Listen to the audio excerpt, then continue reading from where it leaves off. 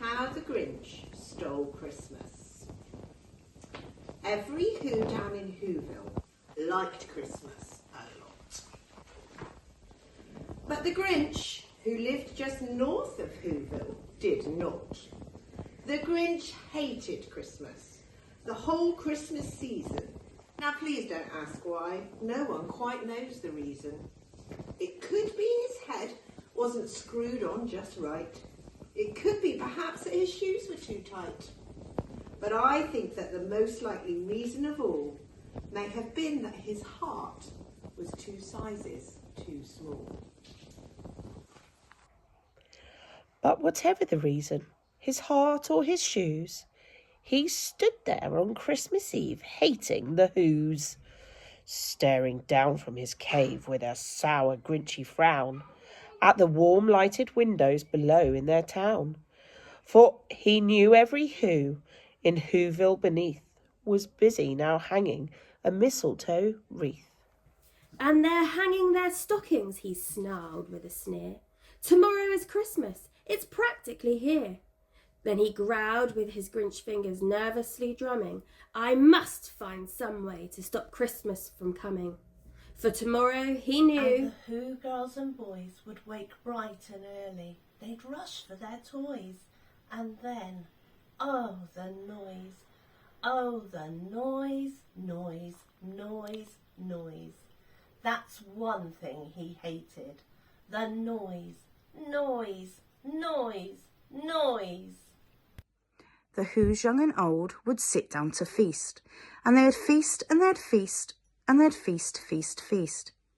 They would feast on Who's pudding and Who's rare roast beef, which was something the Grinch couldn't stand at the least. And then they'd do something he liked least of all.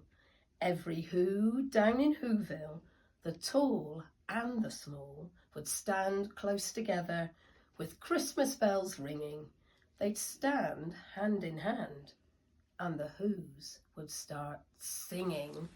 They'd sing and they'd sing, and they'd sing, sing, sing, sing. And the more the Grinch thought of this Who Christmas sing, the more the Grinch thought, I must stop this whole thing. Why, for 53 years I've put up with it now. I must stop this Christmas from coming. But how? Then he got an idea, an awful idea. The Grinch got a wonderful, awful idea.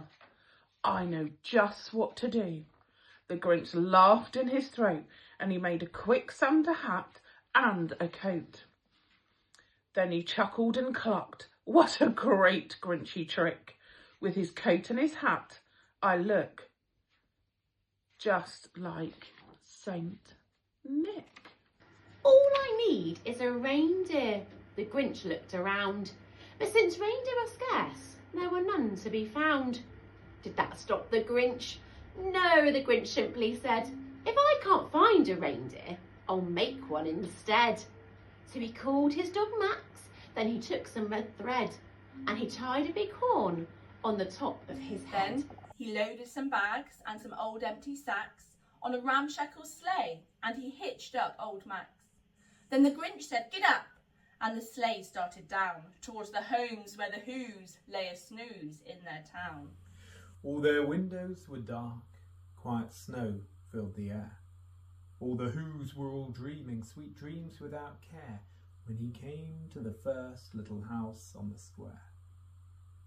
This is stock number 1, the old Grinchy claws hissed, and he climbed to the roof, empty bags in his fist. Then he slid down the chimney, a rather tight pinch, but if Santa could do it, then so could the Grinch. He got stuck only once for a moment or two, then he stuck his head out the fireplace flue, where the little Who stockings all hung in a row. These stockings, he grinned, are the first things to Then he slithered and slunk, with a smile most unpleasant, around the whole room, and he took every present. Pop guns and bicycles, roller skates, drums, checkerboards, tricycles, popcorn and plums, and he stuffed them in bags.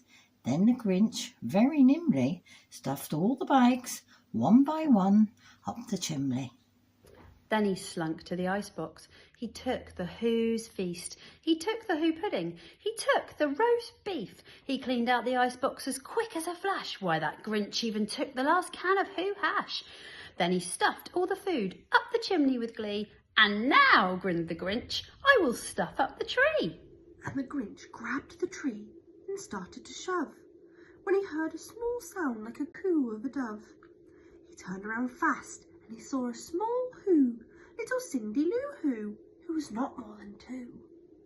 The Grinch had been caught by this tiny Who daughter, who'd got out of bed for a cup of cold water.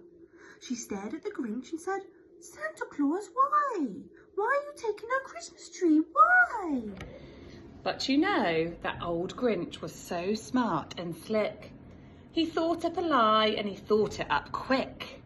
"Why, my sweet little tot," the fake Santa Claus lied, "there's a light on this tree that won't light on one side. So I'm taking it home to my workshop, my dear. I'll fix it up there, then I'll bring it back here." And his fib fooled the child, then he patted her head, and he got her a drink, and he sent her to bed. And when Cindy Lou, who went to bed with her cup, he went to the chimney and stuffed the tree up. Then the last thing he took was the log from their fire. Then he went up the chimney himself, the old liar. On their walls he left nothing but hooks and some wire. And the one speck of food that he left in the house was a crumb that was even too small for a mouse. Then he did the same thing to the other Who's houses, leaving crumbs much too small for the other Who's mouses. It was 1/4 dawn, all the Who's still abed, all the Who's still a snooze, when he packed up his sled, packed it up with their presents, the ribbons, the wrappings, the tags and the tinsel, the trimmings, the 3,000 feet up the side of Mount Crumpet, he rode with his load to the tip-top to dump it. Pooh-hoo to the Who's, he was grinchiously humming.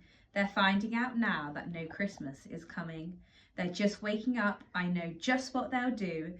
Their mouths will hang open a minute or two. Then the Who's down in Hoover will all cry boo-hoo. "That's a noise," grinned the Grinch, "that I simply must hear." So he paused, and the Grinch put his hand to his ear, and he did hear a sound rising over the snow. It started in low, then it started to grow, but the sound wasn't sad. Why, this sound sounded merry. It couldn't be so, but it was merry, very. He stared down at Whoville. The Grinch popped his eyes. Then he shook. What he saw was a shocking surprise. Every Who down in Whoville, the tall and the small, was singing without any presents at all. He hadn't stopped Christmas from coming. It came. Somehow or other, it came just the same. And the Grinch, with his Grinch feet ice cold in the snow, stood puzzling and puzzling. How could it be so? It came without ribbons, it came without tags, it came without packages, boxes or bags. He puzzled 3 hours till his puzzler was sore. Then Grinch thought of something he hadn't before. Maybe Christmas, he thought, doesn't come from a store. Maybe Christmas perhaps means a little bit more. And what happened then? Well, in Whoville they say that the Grinch's small heart grew 3 sizes that day. And the minute his heart didn't feel quite so tight, he whizzed with his load through the bright morning light, and he brought back the toys and the food for the feast.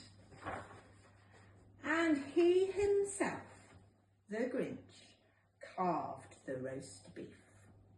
Merry Christmas.